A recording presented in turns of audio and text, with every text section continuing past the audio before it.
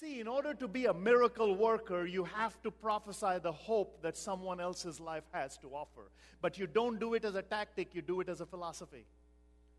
You're not doing it so that they will be good in the immediate. You're doing good because it's the right thing to do. So someday their light will shine. People have often asked my bride this. How do you deal with your husband's travel? And she says, I've given up and resigned to the fact that this is what we do. But I can't wait to get to the other side when I see the most unorthodox of faces weeping who will come and hug me saying, thank you for letting him go. It's because of him I'm here. See, you have to be able to prophesy out into the future. Hope is the foundational quality of all change, said Alfred Adler, the great psychologist. But in order to have that prophecy, let's look at this last faith declaration, which is Jeremiah 1:17. He says, get up and get dressed. Go out and tell them whatever I tell you to say. Do not be afraid of them, or I will make you look foolish in front of them. So the fifth faith declaration is, I must sow in order to reap, therefore I will sow in faith. God is very clear. He says, go and tell them what I'm going to tell you to tell them. Don't say anything that I have not authorized, because I will make you look foolish. And I've seen many a person, well-intentioned, stand up in public and pretend to say what he thinks God wanted them to say. But in the process, pandered to the moment and ended up looking foolish. If you look at the great falls of the last 100 years within the course of church history, if you look at the great falls of the mighty, mighty congregant leaders who fell, all of them fell because of character. Character is the ability to have pride in the mundane. Character is the ability to enjoy something long after its luster has passed, said Cavett Robert. Which means long after this born-again belief comes in, long after the newness of Christianity wears away and the halo is not being adjusted by your congregants anymore, long after you're a level 4 Christian where you're sitting in the pew wondering, when will salvation come, because you've been born again for 30 years and you're just ready. Preacher's saying, I don't know when the second coming is, and you're saying, I'm hoping it's before kickoff. Character is the ability to have pride in the mundane. Character is the ability to wake up tomorrow and preach Christ like you've never preached it before. Character is the ability to understand that you must sow in order to reap. Therefore, you will sow in faith. And you don't know when this harvest will manifest. But you're a diligent worker. You're an ambassador. You're an oracle. You're prophesying. And all this in the first chapter of a failed prophet. See, by God's idea of success, Jeremiah was a winner because God waited on him patiently. By man's idea of success, all of us who do what we do are failures because we live in an instant gratification society. Taste great, less filling.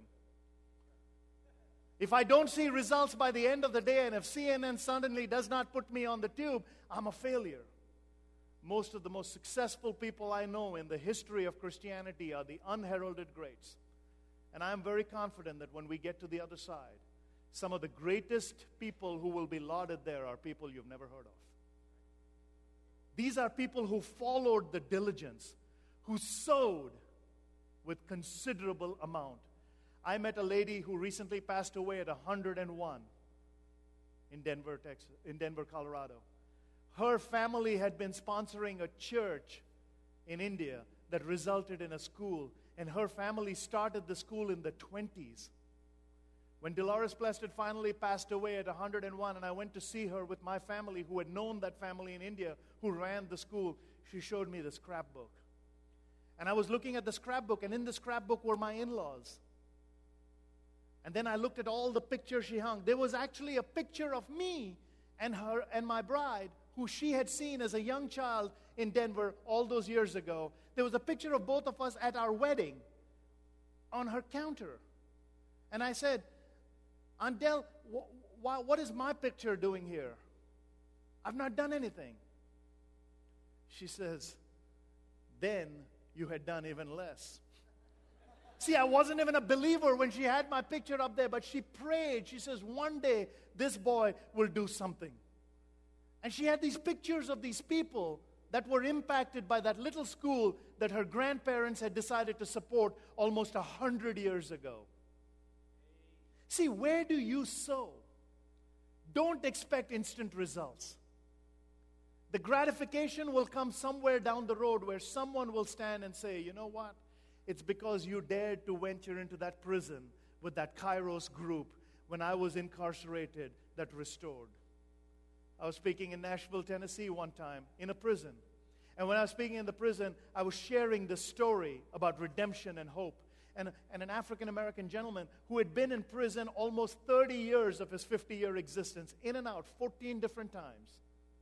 Big burly man, crying like a baby. He said, my son, who is 14, will not even talk to me. Where does your hope stack up in my life? I believe in this God. Where does your hope stack up? Now, that's a rough accusation. For a man who believes in God saying, I'm living an empty life in a 6x8 cell. And my only progeny, the child I have, which is the heir to my legacy and the very name to my identity, does not even talk to me. I grabbed him by the arms and said, you have forfeited the right to demand. Because anybody can sire a child. It takes more than that to be a father. Be careful when you call him Abba God, Father. There's a lot of responsibility in that relationship.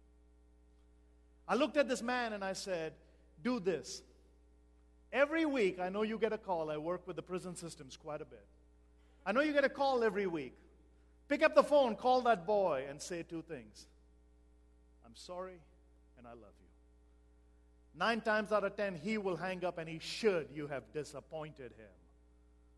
Since the days of Abraham, Isaac, and Jacob, a Jewish father has done what? I love you, my son. Bless you, my son. And usually a hug and a kiss. And that's why in the American penal system, in the state of Texas, Mississippi, Louisiana, Florida, and Arkansas, out of the 28,000 people incarcerated, 3 are Jewish. And 2 claim the other one isn't. There's something about that bond. So I looked at this man and I said, you forfeited the right, so just say, I'm sorry and I love you. I was back in that same penitentiary a year and a half later. Leading the line of people wanting to greet me was this man, who'll never get out. Big hug. Mr. Dhanam, there's hope. What happened? My boy spoke to me. What did he say? Why? My friends, when you decide to become a diligent worker for God, when you decide to become an ambassador for God, when you decide to become an oracle for God, when you decide to become someone who will sow in faith and someone who will prophesy for God, the only question you want asked of your identity is why. See, when you know why and the formula for salvation anyhow will do. I don't care how people come to Him. I just want them to come to Him. Today when I travel around, a lot of people question church methods. Some people say the music is too loud. Some people say the sermon is too long. One preacher was preaching his heart out, and he looked and he realized he didn't have his wristwatch, so he just trusted his instinct and went on. And finally he realized he'd gone over time. He looked at the congregation and said, I'm so sorry I lost my wristwatch. And one of the elders said, didn't you see the calendar? Everybody's going to disagree. There was one church gossip. Her name was Mabel. She gossiped about everything in the church. And there was this new pastor who had some unconventional ways, and he said he was going to go and find the deepest, darkest, cavernous places of sin and decadence, and that's where he was going to minister the faith. He was going to go into places which had the ragtag bunch of humanity that looked like people who had been so scarred by depravity that normal people won't touch. And one day he decided that he would just walk into a bar at 5 p.m. when people should be home with their paychecks and not cashing them at the bar. He says, that's where I'm going to go witness. And he pulled into this bar at 5 o'clock. Well, sure enough, Mabel passed by the bar and saw the pastor's car there. And she started spreading gossip about the pastor. The pastor's a smart man. The following Friday, he just went and left his car in front of her house all weekend.